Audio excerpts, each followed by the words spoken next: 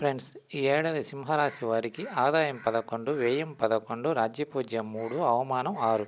ఈ ఏడాది సింహరాశి వారికి ఆర్థికంగా చక్కటి పురోగతులు కనిపిస్తాయి. ముఖ్యంగా మే 2025 తర్వాత గురుగ్రహం అనుకూలతతో నగదు సంబంధిత విషయాల్లో అనుకూలత.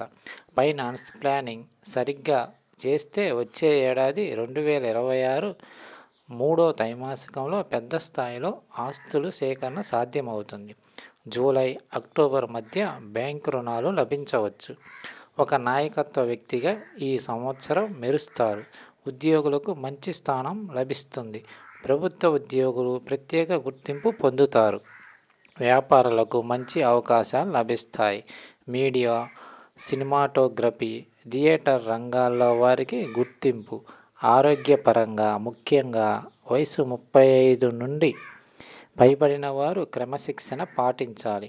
మే, ఆగస్టులో అధిక ఒత్తిడి వల్ల మైగ్రేన్, గుండె సంబంధిత ఇబ్బందులు తలెత్తవచ్చు. కండరాల బలహీనత, నిద్రలేమి, అజీర్ణం వంటి సమస్యలకు ప్రాథమిక దశలోనే చికిత్స చేయాలి.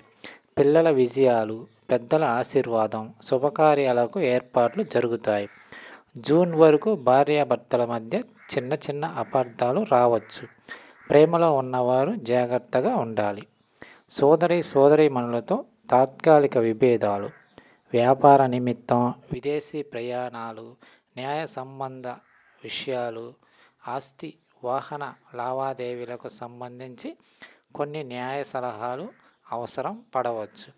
ఈ విధంగా సింహరాశి వారికి ఈ ఏడాదిలో అనుకూలతలు, ప్రతికూలతలు ఉన్నాయి. ఓకేనా friends? Please subscribe my channel. Thank you all.